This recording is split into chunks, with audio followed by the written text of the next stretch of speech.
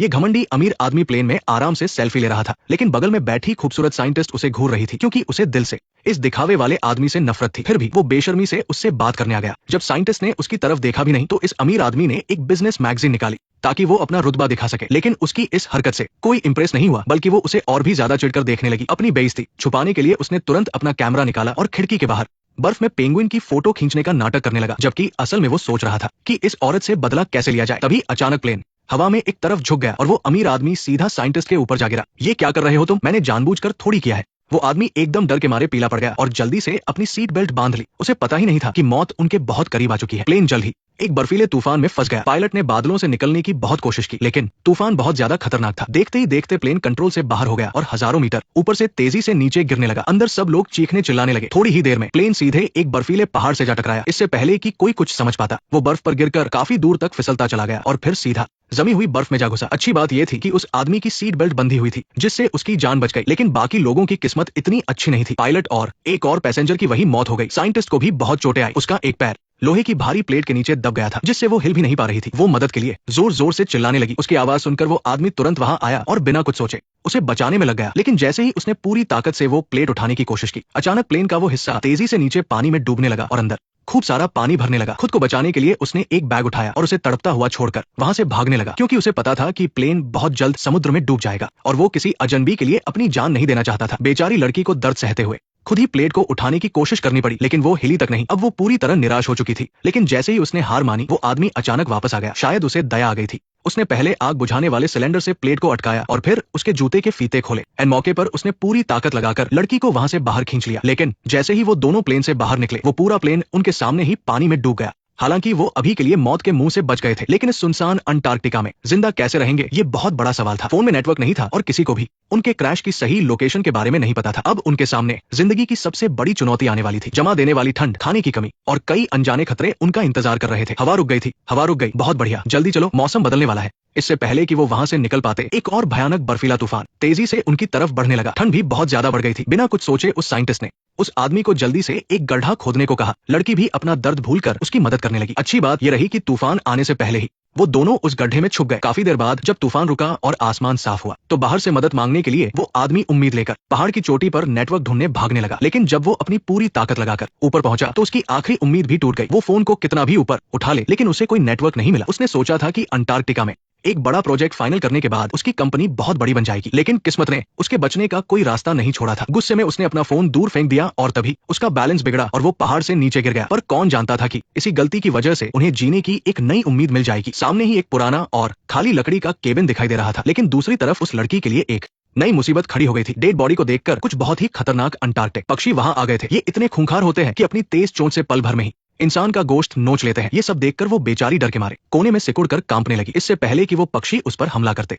वो आदमी वहां पहुंच गया। उसने पक्षी की गर्दन पकड़ी और उसे जोर से दूर फेंक दिया। इस तरह उस आदमी ने एक बार फिर उसकी जान बचाई। जल्दी से अपना सामान उठाकर वो लड़की को अपनी पीठ पर बैठाकर उस केबिन की तरफ ले जाने लगा। वहां से केबिन ज्यादा दूर नहीं था, लेकिन गहरी बर्फ और खड़ी चढ़ाई की वजह से उनका चलना बहुत मुश्किल हो रहा था। मैं अब और दर्द बर्दाश्त नहीं कर सकती, मुझे बहुत तकलीफ हो रही है, वो आदमी जोर से चिल्लाया और सारा को कंधे पर उठाकर आगे बढ़ने लगा। लेकिन थकने की वजह से उसके पैर लड़खड़ा गए और बैलेंस बिगड़ने से दोनों सीधे पहाड़ से नीचे गिर पड़े। बहुत ज्यादा दर्द होने से सारा बेहोश हो गई। जब उसे होश आया तो वो आदमी उसे सही सलामत केबिन में ले आया था। अब क्या करे? मेरे पैर की हड्डी टूट गई है, इसे जोड़ना पड़ेगा। हड्डी जोड़ना ये मुझसे नहीं होगा, लेकिन अगर ऐसे ही छोड़ दिया तो सारा के पैर का इन्फेक्शन पूरे शरीर में फैल जाएगा और उसकी जान जा सकती है। मजबूरी में डेविड को सारा की बात माननी पड़ी। उसने पैंट हटाई और सारी तैयारी करने के बाद हिम्मत जुटाकर उसके पैर की हड्डी को अपनी जगह पर सेट किया। लेकिन इतने भयंकर दर्द से सारा फिर से बेहोश हो गई। जब उसे होश आया तो उसकी हड्डी जुड़ चुकी थी, लेकिन अब एक शर्मिंदगी वाली बात होने वाली थी। उसने झिझकते हुए बेड बजाकर कहा, अरे अब क्या हुआ? मुझे वॉशरूम जाना है। उसे इस हालत में देखकर डेविड को फिर से तरस आ गया। उसने बिना कुछ कहे एक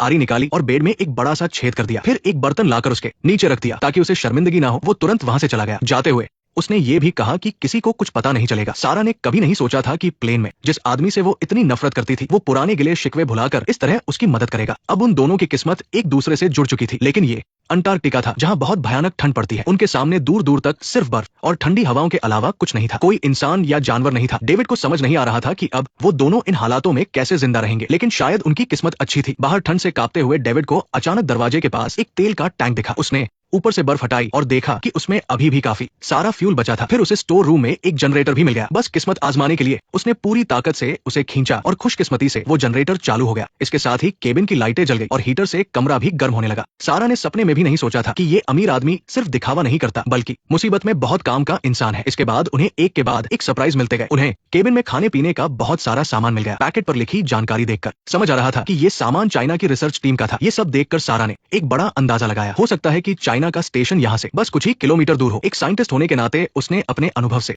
तुरंत केबिन की सही लोकेशन का पता लगा लिया। लेकिन मुश्किल ये थी कि उसे सिर्फ दूरी का अंदाजा था, दिशा का नहीं। इस दूर दूर तक फैली सफेद बर्फ की चादर में एक छोटा सा स्टेशन ढूंढना भूसे में सुई ढूंढने जैसा था। अगर तुम कोशिश नहीं करोगे तो कैसे पता चलेगा? सिर्फ 4 ही तो दिशाएं हैं, मैं जाकर ढूंढ लूंगा। लेकिन अभी जनरेटर में लिमिटेड फ्यूल है, अगर रोज कुछ घंटे भी चलाएं तो ये मुश्किल से कुछ ही दिन चलेगा और तब तक अंटार्कटिका में दिन खत्म होकर महीनों लंबी रात शुरू हो जाएगी। तब तापमान बहुत ज्यादा गिर जाएगा और अगर हीटर के लिए फ्यूल नहीं बचा तो वो ठंड से मर जाएंगे। तो फिर हमें कुछ ही दिनों में उसे ढूंढना ही होगा। मैं ऐसे ही मरने वाला नहीं हूँ। डेविड का ये हौसला देखकर सारा के अंदर भी जीने की उम्मीद जाग गई। बहुत सोच समझकर उन्होंने उस स्टेशन को ढूंढने का एक बढ़िया सा प्लान बनाया। डेविड ने जल्दी से जरूरी खाने पीने का सामान और कपड़े पैक किए और वो वहां से निकलने के लिए तैयार हो गया। पूरे कॉन्फिडेंस के साथ वो बर्फीली ठंडी हवाओं का सामना करते हुए गहरी बर्फ के बीच निकल पड़ा। उसने सोचा था कि पहले उत्तर दिशा की तरफ जाकर अपनी किस्मत आजमाएगा, लेकिन इस सफेद चादर में लिपटे अंटार्कटिका को देखकर वो अंदर से थोड़ा घबरा गया था। पर उसकी ये घबराहट ज्यादा देर नहीं रही। जल्द ही अंटार्कटिका के इस खूबसूरत नजारे ने उसका दिल जीत लिया। एक बड़े से पहाड़ पर खड़े होकर डेविड ने अपनी सारी चिंताएं और परेशानियां भुला दी। फिर उसने अपने कंधों से बैग का भारी बोझ उतारा और खुद को आजाद महसूस करते हुए बर्फ पर फिसलने लगा और अंटार्कटिका की उस शांति और आजादी का पूरा मजा लेने लगा। वो प्यारे पेंगुइन के साथ तस्वीरें खिंचवाता और उनके मजेदार चलने के तरीके की नकल करता। वो इस खुशी के पल का पूरा मजा ले रहा था। अगर रास्ते में उसे सील मछली दिख जाती तो वो मजे से उनसे बातें करने लगता। आराम और खुशी के इस छोटे से पल ने मानो उसे अपना असली काम पूरी तरह भुला दिया था। तुम्हें क्या लगता है, ऐसे घूरने में मजा आ रहा है? तुम ऐसे घूरोगी तो मैं फ्रेश भी नहीं हो पाऊंगा। सारा खजाना तुम्हारे लिए ही है, लेकिन अंटार्कटिका के नजारे जितने सुंदर हैं उतने ही अनजाने खतरों से भी भरे हैं। जल्द ही उसे एहसास हुआ कि पास से ही एक बहुत तेज गड़गड़ाहट की आवाज आ रही है। एक भयंकर बर्फीला तूफान आने ही वाला था। पल भर में लाखों टन बर्फ किसी गुस्से वाले जानवर की तरह उफनती हुई दहाड़ मारती हुई आई और अपने रास्ते में आने वाली हर चीज को निगलने लगी। हवा में उड़ती बर्फ ने सब कुछ सफेद धुंध से ढक दिया। डेविड इतना डर गया कि उसके पैर कांपने लगे। वो बिना साफ किए ही अपनी जान बचाने के लिए पागलों की तरह भागने लगा। किस्मत से उसने समझदारी दिखाते हुए खुद को एक बड़ी चट्टान के पीछे छिपा लिया और बाल बाल बच गया। केबिन में वापस आते ही वह सारा के सामने अपनी तारीफों के पुल बांधने लगा कि कैसे उसने इतने बड़े खतरे में भी शांत रहकर बहादुरी से काम लिया। लेकिन सारा को उसकी इन फालतू बातों में कोई दिलचस्पी नहीं थी, बल्कि उसकी टूटी फूटी बातों से उसने एक जरूरी बात समझ ली थी। डेविड जिस उत्तर दिशा में गया था वहां समंदर होना चाहिए, क्योंकि ग्लेशियर सिर्फ समंदर में ही मिलते हैं और जहां उनका प्लेन क्रैश हुआ था उसके पश्चिम में भी समंदर ही है। अब सिर्फ पूरब और दक्षिण की दिशा ही बची है। लेकिन अभी घर के बाहर चारों तरफ भयंकर बर्फबारी हो रही थी। इसकी वजह से उन्हें खोजने के काम में और भी कई अनजाने खतरे हो सकते थे। इसलिए सारा ने उसे 2 दिन आराम करने के बाद जाने की सलाह दी। इसकी कोई जरूरत नहीं है, मैं आज ही जा सकता हूँ। अगर तुम मर गए तो मैं भी जिंदा नहीं बचूंगी। अगर तुम 2 दिन में वापस नहीं आए तो मुझे खुद ही कुछ करना पड़ेगा। एक ज्योतिषी ने मुझसे कहा था कि मैं बहुत अमीर बनूंगा और मेरा एक भरा पूरा परिवार होगा और मैं अपनी पूरी उम्र जीऊंगा। हालांकि दोनों ही आने वाले खतरों को अच्छी तरह समझते थे, लेकिन डेविड अपनी उम्मीद और विश्वास से सारा को भी हिम्मत दे रहा था। उसने आराम करने में ज्यादा समय बर्बाद नहीं किया और थोड़ा सुस्ताने के बाद फिर से सफर पर निकल पड़ा। इस बार उसने मजाक मस्ती छोड़ दी और अपने कदम तेज कर लिए। आते जाते समय उसने एक एक पल का सही इस्तेमाल किया और बिल्कुल भी देरी नहीं की, क्योंकि उसे डर था कि अगर वो समय पर वापस नहीं पहुंचा तो सारा कोई गलत कदम न उठा ले। अच्छी बात यह रही कि दिन रात की मेहनत के बाद उन्होंने अपनी खोज का दायरा काफी कम कर लिया था। उनके बचने की उम्मीद भी बढ़ती जा रही थी। इस दौरान डेविड को न सिर्फ 20 किलोमीटर दूर औरोरा स्टेशन खोजने जाना पड़ता था, बल्कि केबिन में लौटने के बाद उसे सारा का ध्यान भी रखना पड़ता था। वो उसकी चोटों का ख्याल रखता और उसे आराम करवाता। दिन रात साथ रहने की वजह से सारा के मन में डेविड के लिए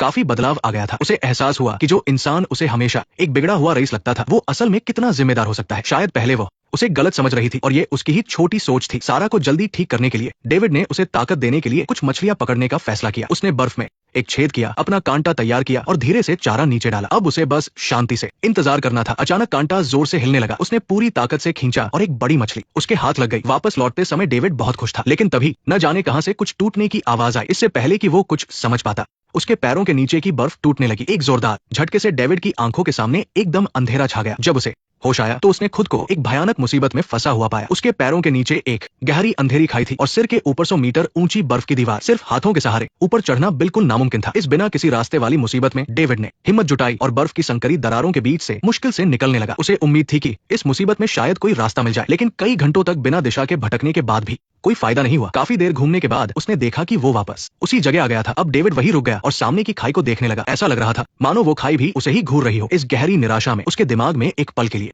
हार मान लेने का ख्याल आया, लेकिन जिंदगी और मौत की इस कशमकश में उसे अपने अंदर से एक आवाज सुनाई दी, अगर तुम मर गए। डेविड को तुरंत एहसास हुआ कि सारा के साथ उसका सिर्फ दिल का रिश्ता नहीं है, बल्कि उन दोनों की किस्मत एक दूसरे से जुड़ी हुई है। वो जानता था कि अब उसकी जान सिर्फ उसकी नहीं है, बल्कि उस पर सारा के जीने की उम्मीद भी टिकी है। जिम्मेदारी के इस गहरे एहसास ने डेविड को समझाया कि वो ऐसे ही हार नहीं मान सकता। उसने हिम्मत जुटाई और एक बहुत ही संकरी बर्फीली दरार में घुस गया, लेकिन जो कपड़े उसे ठंड से बचाने के लिए थे वही अब उसके लिए मुसीबत बन गए। वो उस कठोर बर्फीली दीवार के बीच बुरी तरह से फंस गया था। फिर भी उसने कोशिश करना नहीं छोड़ा। वो मौत से लड़ने के लिए डटा रहा और आखिर में अपनी पूरी ताकत लगाकर उस बर्फीली कैद से बाहर निकल ही आया। बिना एक पल की सांस लिए वो आगे की तरफ रेंगता रहा, लेकिन शायद किस्मत उसे इतनी आसानी से नहीं छोड़ना चाहती थी। जैसे ही डेविड मुश्किल से आगे बढ़ रहा था, दरार के अंदर से एक कान फाड़ देने वाली आवाज आई, जैसे आसमान टूट पड़ा हो, जिससे उसका दिल कांप गया। डेविड का दिल जोर से धड़कने लगा। उसे समझ आ गया कि ये अंदर से दरार के टूटने का इशारा है। वो घबराकर तेजी से आगे रेंगने लगा, लेकिन उसी पल बर्फ का पहाड़ किसी बाढ़ की तरह नीचे गिरा और पलक झपकते ही उसे अंधेरे और भयंकर ठंड में दबा दिया। उसी वक्त उस अकेले केबिन में सारा हड्डी कंपा देने वाली ठंड से कांप रही थी।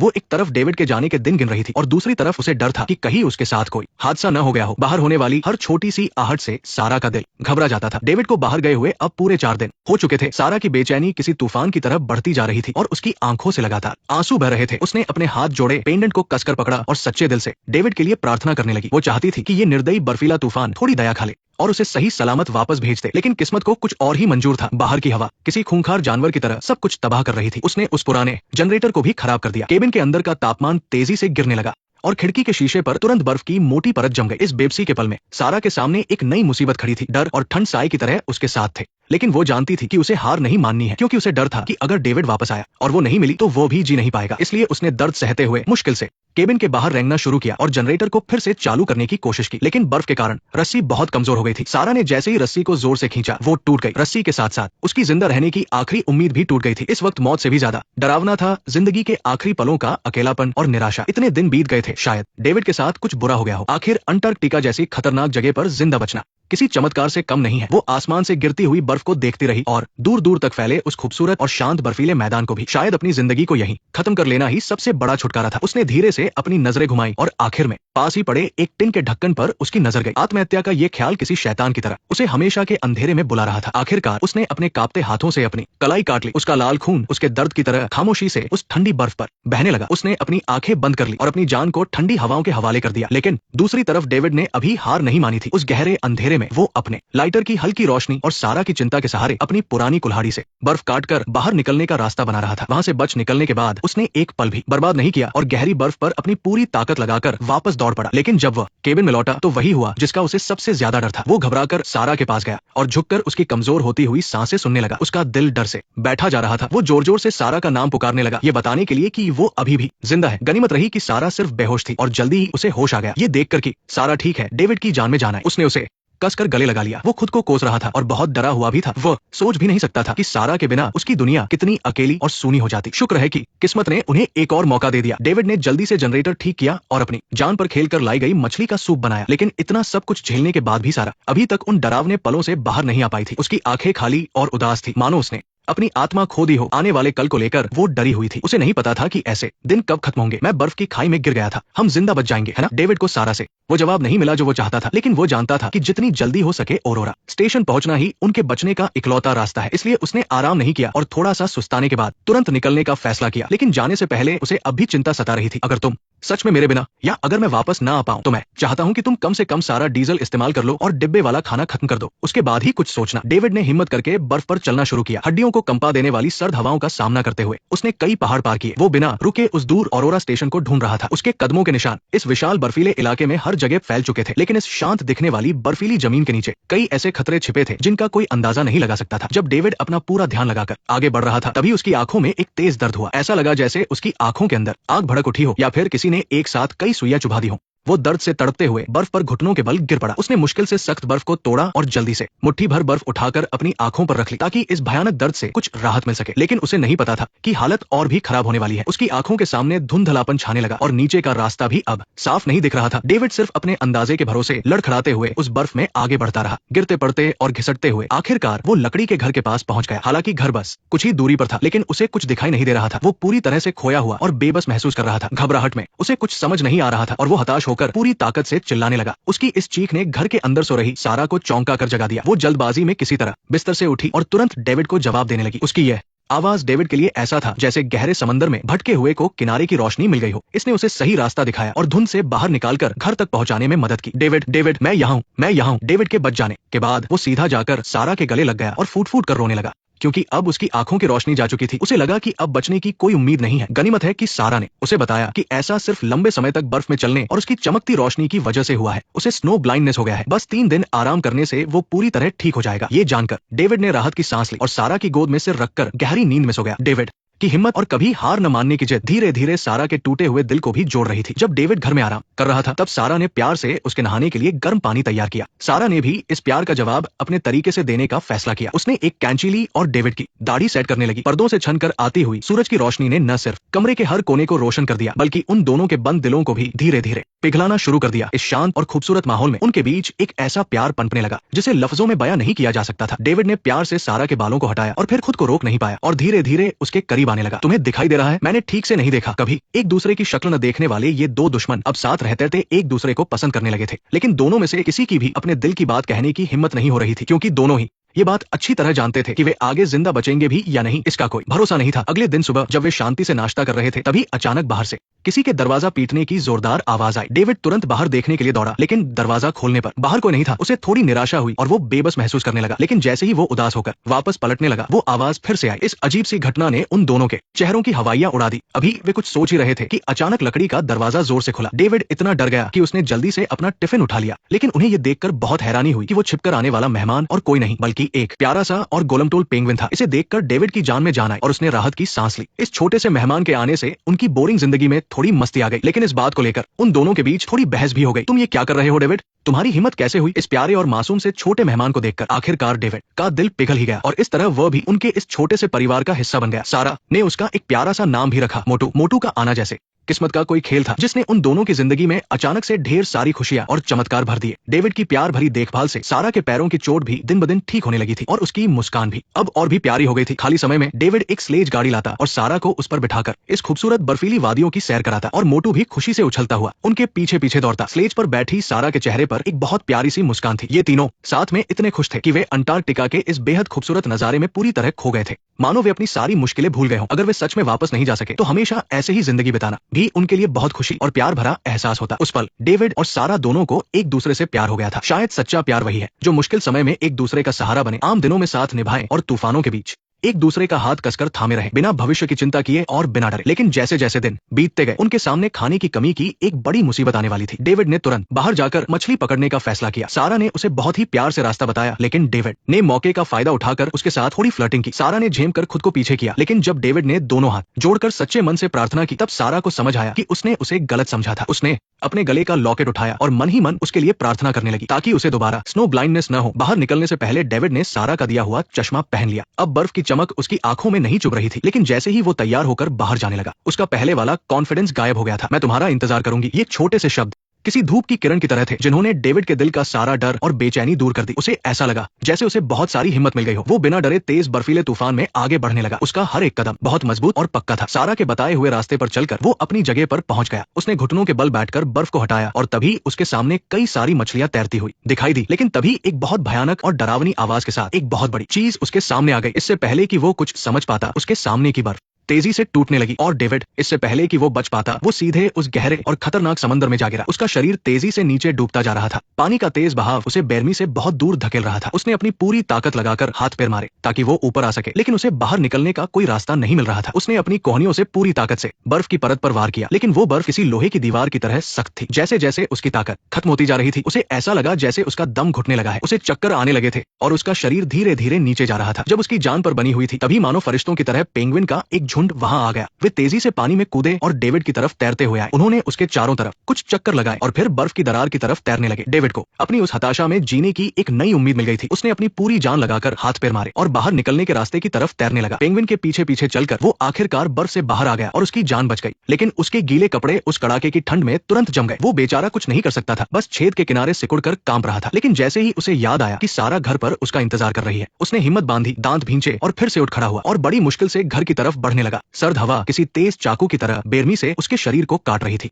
उसे ऐसा भयानक दर्द हो रहा था जैसे वो हवा उसके शरीर और उसकी हिम्मत दोनों को तोड़ देना चाहती हो। लेकिन उस भयानक दर्द के बीच सारा ही उसकी आगे बढ़ने की इकलौती वजह थी। वो अपने सुन्न हो चुके पैरों को घसीटता हुआ भारी लेकिन मजबूत कदमों से एक एक कदम आगे बढ़ा रहा था। हड्डियों को जमा देने वाली उस ठंड में सिर्फ सारा के ख्यालों के सहारे उसने अपनी आखिरी बची हुई हिम्मत से काम लिया और लकड़ी के घर तक पहुंच गया। इस वक्त डेविड की ताकत पूरी तरह जवाब दे चुकी थी और वो सीधा बेहोश होकर गिर पड़ा। सारा ने बिना कुछ सोचे जल्दी से उसके वो जमे हुए कपड़े उतार दिए और फिर बिना एक पल गवाए उसने डेविड के उस ठंडे शरीर को कसकर गले लगा लिया ताकि वो अपने शरीर की गर्मी से उसे गर्माहट दे सके। अपने बेइंतहा प्यार से उसने डेविड की सारी ठंडक दूर कर दी। जब डेविड को होश आया और उसने देखा कि सारा ने उसके लिए क्या कुछ किया है तो उसके चेहरे पर एक बहुत प्यारी सी मुस्कान आ गई। ये एक नई जिंदगी मिलने की खुशी थी और सारा के इतने प्यार और देखभाल के लिए उसका शुक्रिया था। लेकिन ये खुशी ज्यादा देर तक टिक नहीं पाई। राशन की कमी उन्हें धीरे धीरे एक अनजान खतरे की तरफ धकेल रही थी। तुम भी खा लो। और सबसे डरावनी बात यह थी कि उनके पास ईंधन भी बहुत कम बचा था। अगर उन्हें जल्दी ऑरोरा स्टेशन नहीं मिला तो वे बहुत जल्द हार मान जाएंगे। हमेशा मजबूत रहने वाला डेविड भी अब चुपचाप रहने लगा था। लेकिन फिर एक दिन जब वो बाहर कुछ ढूंढने निकला था तो उसे अचानक से एक अजीब से आकार का पत्थर मिला। उसे तुरंत सारा की बात याद आई जिसने कहा था कि अंटार्कटिका में बहुत कीमती उल्कापिंड मिलते हैं। अगर उन्हें बस एक भी मिल जाए तो उनके पास इतना पैसा होगा कि वे आराम की जिंदगी जी सकते हैं। अचानक मिली इस खुशी ने डेविड के मन की सारी उदासी को दूर कर दिया। वो अपनी इस कीमती चीज को दिखाने के लिए खुशी खुशी घर की तरफ दौड़ा। यही है, बिल्कुल यही है, तुम खुद ही देख लो। लेकिन ये उससे थोड़ा अलग है जो मैंने पहले देखा था।